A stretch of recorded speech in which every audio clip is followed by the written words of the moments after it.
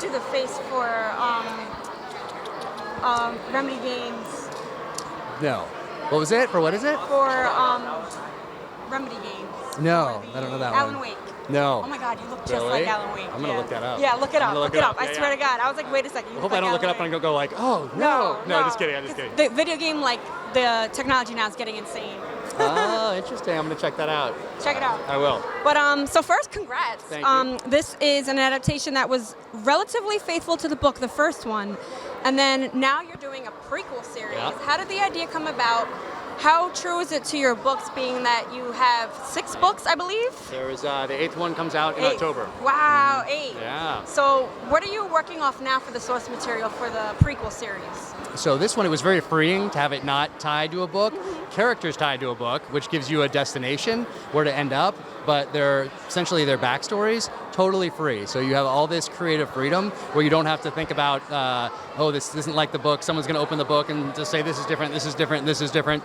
Instead, you have a couple of chapters in the book that kind of give a vague idea of how this is going to start, and then you can just go off and create your own backstory because you know where this character ends up. And Taylor brought such a depth to this character, such nuance, so much better than I had it written in the book. So that was really fun to be able to go back then and really write this for him and for what he brought to the character.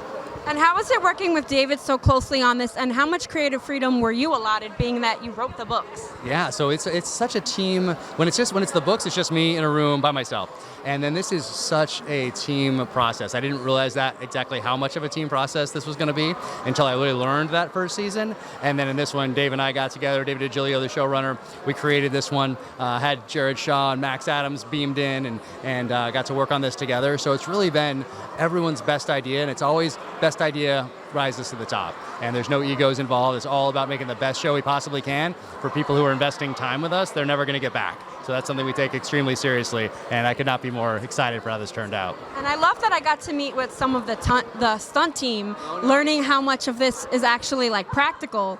So bringing everything together, I guess, how did this originally come to mind? Like, what are your sources for working with veterans and like your background and building this whole universe? Yeah, luckily we know a lot of veterans, and then being able to bring them in at every level of the production adds something to it that differentiates the show, I think, because it's not just like we have one technical advisor. No, we have technical advisors, we have executive producers, we have writers, people in the editing room, people at all stages of this development, of this production, and so I don't think there's another show out there that brings that sort of authenticity and realism to that foundation. And then, of course, we move the story along with some Hollywood hot sauce from there, but the foundational elements are grounded in authenticity.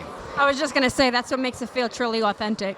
And then for you, what do you hope people will take away with this? Because there's so much, like, it's not just based on like the trauma and the grittiness, but also seeing like the humanity side. How do you think this season's going to explore that a little more?